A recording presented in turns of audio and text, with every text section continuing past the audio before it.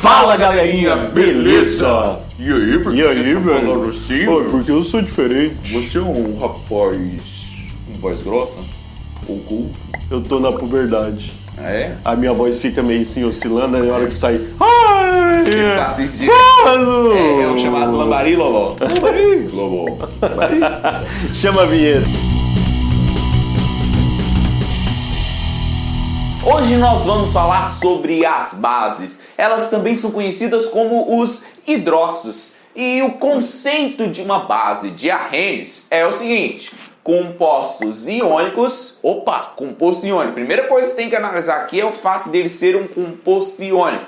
Lembre-se que ligação iônica é formada por íons e essa ligação iônica ela se forma quando você tem metal ligado a metal, certo?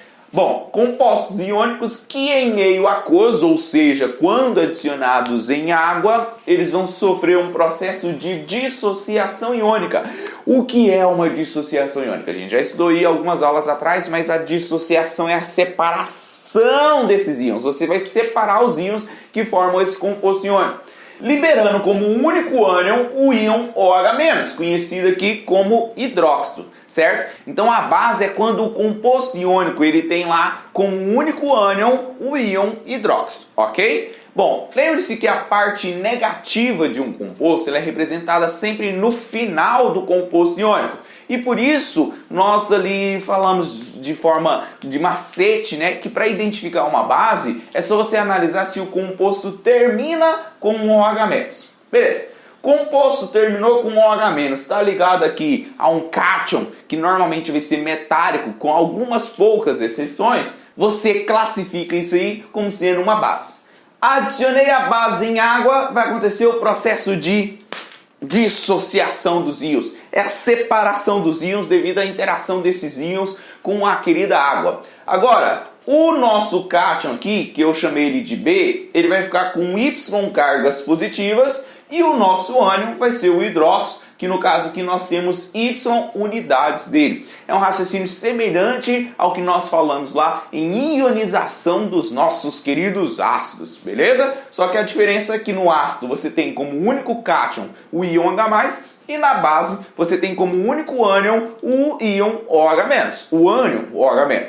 Olha aqui, vários exemplos de base. NaOH. Esse NaOH em meio aquoso, ou seja, quando você adiciona ele em água, ele vai ter a formação aqui, ó, do Na.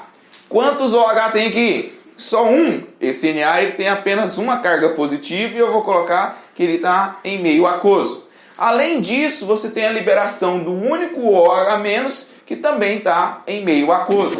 Agora aqui, ó, MgOH duas vezes. É um sólido. Esse MgOH2 aí, ele é conhecido como leite de magnésio quando está em solução, quando está em água. E ele, em água, sofre o processo de dissociação iônica e libera aqui, ó, o Mg com duas cargas positivas, aquoso. O MgOH2 ele vai liberar o magnésio com duas cargas positivas em meio aquoso. Isso aqui, o número de cargas dele faz referência à família que ele pertence, ele é da família 2A, lá dos metais alcalinos terrosos, ou também conhecido como família 2. E ele vai ter a liberação de dois íons hidróxidos, ou seja, de dois OH- quando aqui em meio aquoso, né? Aqui eu tenho o AlOH3. Esse AlOH3, você percebe que tem 3 OHs. Então, o nosso alumínio ele vai ficar com 3 cargas positivas no processo de dissociação iônica. Aqui eu vou colocar aquoso. Além disso, ele tem a liberação de 3 OH- aquoso, né? O fato dele liberar 3 OH- está associado ao fato do alumínio ter 3 cargas positivas, já que ele é da família 13, ou também conhecida como 3A, tem 3 elétrons na última camada, tendência a perder esses 3 elétrons. Nós estudamos isso lá na playlist de ligações químicas, principalmente lá na parte de ligações iônicas. Agora, esse composto aqui, ó, é uma exceção dentro dessas bases, porque o NH4 não é um metal, né? Mas quantos OHs nós temos nessa base aqui? Ah, tem só um OH? Então, o nosso NH4 como um todo vai ter uma carga positiva, vou colocar aqui aquoso, e além disso, você tem a liberação de um único OH- em meio aquoso. Ou seja, se você tem a fórmula da nossa base e quer saber os íons que são liberados, basta você analisar o número de OH que tem aqui, e esse número de OH vai ser a carga do elemento que está ligado ao nosso OH. Vai ser o número da carga do elemento aqui, ó. Se tem 3 OH, 3 mais. Se tem 2 OH, 2 mais. Se tem 1 OH, só mais, só mais. Beleza? Entenderam? Então, galerinha, é o seguinte, velho. Nós temos aqui, então, a nomenclatura dessas bases. Como o tio Soneca já mostrou para vocês, nós temos também um nome específicos para essas bases, né? E essas bases vão dar o nome do seguinte, ó. Hidróxido de nome do cátion que acompanha o nosso hidróxido. Então sempre vai ter o nome hidróxido de alguma coisa. Lembrando que essas bases são as bases de arrênios. Olha só, uma observação. Cátions com NOx variável devem apresentar o valor do NOx no nome. Então a gente vai deixar isso um pouquinho para frente aqui, tá? Mas entre essas primeiras, nós temos aqui, ó, hidróxido e esse elemento aqui é o sódio. Então fica hidróxido de sódio. O sódio não tem NOx variado. Nossa, esse Ezinho meu aqui ficou feio, hein? Beleza. O sódio não tem NOx variado. Então é apenas hidróxido de sódio. Esse é o único tipo de base que pode ser feito com o sódio.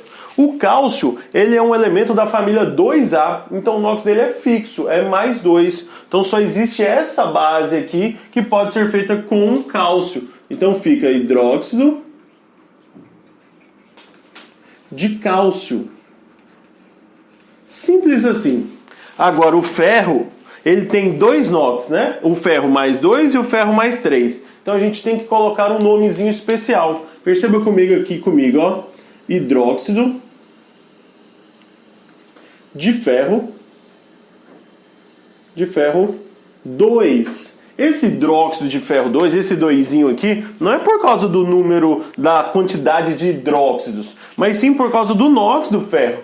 Porque cada hidróxido é menos 1. Se é menos 1, então nós temos 2 aqui, nós temos a quantidade de 2 cargas negativas. Para o ferro estabilizar ela, precisa então de 2 cargas positivas. Por isso que o ferro ele tem um NOx mais 2 e a gente pode colocar aqui hidróxido de ferro 2. Quando nós temos o ferro que está no estado de oxidação mais 3, nós vamos colocar hidróxido de ferro 3. Então nós vamos colocar aí o NOx relativo justamente para elementos que têm um NOx variado. Beleza? Então a gente precisa representar com um número qual substância é, para você ter uma ideia da fórmula molecular que esse composto tem. Beleza? Agora a gente pode ter um outro nome. A gente pode ter assim, ó, por exemplo, o ferro está com NOx mais 2 e aqui está com NOx mais 3. Se ele está com NOx mais 2, quer dizer que é um NOx baixo. Se ele está com NOx mais 3, quer dizer que é um NOx alto. Então a gente falou lá em ácidos para vocês, nessas aulas passadas, justamente falando sobre essa questão de NOx alto e NOx baixo.